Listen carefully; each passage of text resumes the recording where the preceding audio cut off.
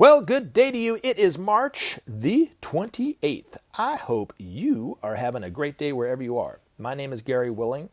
I want to welcome everyone to Search for Signs. And as I always like to do, especially for those people who are hearing this information for the first time, if you want to know more about Maitreya and the Masters of Wisdom, at some point, hopefully you'll take an extra step or two and you'll do some research for yourself.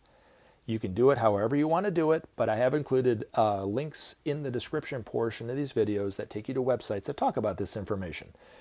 Now, knowing what I know about all the websites that I am encouraging you to check out, the best one to check out first if you want the best background information about Maitreya and the Masters of Wisdom is the Share International site. Link is at the very top. Now, if you want to come back and join the discussion, let me know what you think by posting a comment.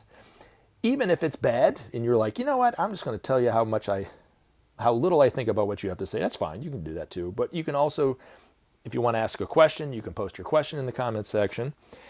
Or you can, and this is going to be my first question, is somebody says, is your email Gmail? You can email me. Now, my email is not Gmail. It is mail.com. So it's searchforsigns@mail.com. And if I'm not mistaken, it is also in the description portion of these videos how to email me. So searchforsigns@mail.com. All right, but thank you, James, and I look forward to your email at some point. Cha-cha-ha, what did you have to say? Great, profound article, Sir Gary.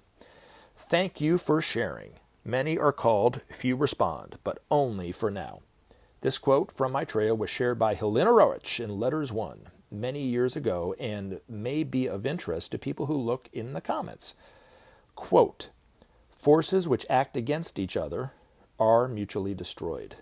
Forces which act along parallel lines in the same direction manifest the sum of these energies, and forces which act separately are weakened according to the angle of their divergency.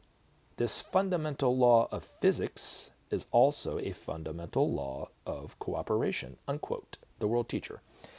Well, thank you very much for that. Now, the profound article this person's referring to is one of the articles that I read from Ben's Master, A Master Speaks, Volume 1, but it was A New World in the Making was the article. Now, I want to talk about that for just a second.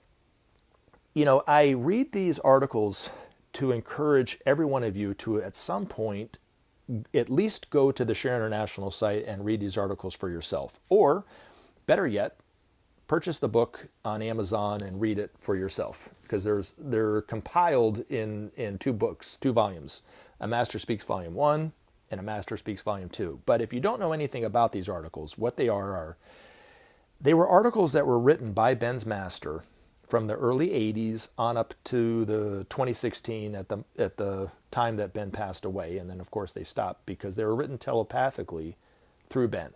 And they were published in Share International as a way to kind of get the ideas and the intentions and the priorities of Maitreya and these masters out into the world. And they're on a wide variety of topics, everything from healing to the art and joy of living to, you know, kind of what Maitreya means for humanity, the future of humanity. But he also, and a lot of the articles, shined a spotlight on the problems of the world. Now, if you read these articles for yourself, you will internalize it a lot better than you will if I'm just reading it to you. You also can intuit a lot of what he's saying, and it can help you in that way. But you can also see it better from a better perspective because you'll be reading it for yourself, but you'll see that they're not written with any fear. When he's talking about the problems of the world, no matter how dangerous and what they mean for humanity and the danger that they pose for humanity, he never expresses any fear at all. It's quite extraordinary. And it's something that you don't get because I read a lot of information online. I watch a lot of videos on YouTube, and everything from politics to economics, spiritual, religion, whatever it happens to be, it's almost saturated with fear on some level. And when you read these articles, they're saturated with joy. And yet he's talking about the same problems that these people are talking about. So you get a sense of how these masters will be teaching humanity, but you also get a sense of the absolute joy that they have and the hope that they have for humanity and the love and the faith that they have in humanity, even though it might seem like we will never get the problems right and solved. these masters know that we will. And they also know how to do it. But it will, come from us working together, but they also know how to do that and how to encourage humanity to come together in that way. But you will get a sense of the future. You get a sense of the problems that we need to solve, but you'll get it without all the fear, and in a very wise but yet very simple way. So hopefully you'll look into it at some point. So I encourage everyone to do it. Now, the other thing too about the forces that you were mentioning, Maitreya and these masters will be teaching humanity in the future the truth that all in life is energy. And in fact, Maitreya to some degree has already started to teach humanity. And there was a letter that was written into Share International from someone who met Maitreya in London, and this person happened to be Ben's own daughter. And a little side note, if you go to the Share International site, you can read letters to the editor that ordinary people wrote in when they wrote it into Share International about experiences that they had with Maitreya or these masters. And they're extraordinary in their own way, and you can learn a lot from it in their own way, just like I did from this letter. But anyway, Ben's daughter was walking through a park in London, and Maitreya approached her, and he said whatever he said to her, but one of the things he said, he asked her if it was okay if he walked with her for a while, and they talked as she was walking through this park, and she said sure. And the thing that he said that was really profound to me, that I've thought about, looked at life in this way, perhaps differently than I was, and it's given me a different perspective on life, but he said everything in life is energy, and that energy has its opposites. So just because you're having the worst year of your life this year, who's to say that next year might not be the best year of your life? And then he said something that really stuck. He goes, that's why suicide is such a bad option, because you miss out on the joy that will come from, whenever that year does come, right? So and it might not be next year, it might be the year after that or the year after that. But he was also, I think, shining a light on humanity today and the problems that are facing humanity today, that just because we're experiencing this today doesn't mean that next year or the year after or the next decade might be the best decade that humanity's ever seen. Just because we're divided today doesn't mean that next year or the year after or the next decade we will come together in a way that we've never come together before. Because everything in life is energy. Ben's master even wrote about it in an article, The Joy of Living. He talked about it as a metaphor in terms of the seasons. And he was talking about how just because it's cold now and it's dark and the sun doesn't come out for very long, eventually, because we've lived life like this, right, over the years, that eventually the spring will come out, springtime will come, the flowers will start to bloom, it starts to get warmer, the birds starts to sing, those kind of things, and then eventually we're into summer. But the unfortunate thing is when you're at the peak of summer, you're looking at the next 6 months, well, in about 6 months, it's going to get cold again. And that's just how life is. You got your good years and your bad years, and you have to be detached enough from it and not hold on to the good or the bad. And that's what brings out the joy in life, and that kind of thing. So if you ever get a chance to read his article, A Joy in Living, that's what he was talking about. But thank you very much for your comment nonetheless. All right. This person asked, what have you heard about the coming solar eclipse people are talking about? Do you think it has anything to do with all of this about Maitreya? Or the end of the world? No and no. It means nothing other than it's just a cosmic fact that the sun is going to be eclipsed by our moon. Other than that, it means nothing. I don't think there's any more significance than that. And I'm finding it more and more in my feeds on YouTube. More and more is coming up about this, solar eclipse. I think it's happening on April the 8th. But if I can give you any historical basis to go on. I'm 51 going on 52. And in my half a century of life, it's happened several times where people have had this date and they turned it into this ominous happening that was going to mean the end of the world. And they very joyfully talk about how everything's going to get destroyed, or, civilization will break down to the point where it's total anarchy. And they talk about it and they joke around and they laugh about it, but yet that's what they're talking about. Because most people are scared to death of the future because they have no idea what's right around the corner, right? But On April the 8th, there's going to be a solar eclipse, just as there was, I think in 2017 was the last time there was a solar eclipse in this country. But there's a solar eclipse, I think, pretty much every year. It just doesn't happen over the United States. And people in the United States especially are so focused on the United States that it's the United States is the world. There's no other country in the world that matters other than the United States. So any kind of astronomical happening, whether it's a comet or a solar eclipse in this case, if it happens over the United States, well, then it has more significance than when it happens over Fiji, you know what I mean, or whatever like that, you know what I mean? But on April the 9th, it's going to be like any other day. You know, we're still going to wake up, we're still going to have the problems we got to face, you know, until we eventually learn to do something about it. But other than that, you know, I wouldn't put too much effort in on it because, you know, I remember back in the late 1990s when people started to talk about Y2K, they asked Ben several times, is this going to be it? Is this the end of civilization as we know it? And he would say, you know what's going to happen on January 1st, 2000? You're going to wake up and it's going to be like any other day. Just like, and it did. It was just like any other day. The computers didn't crash.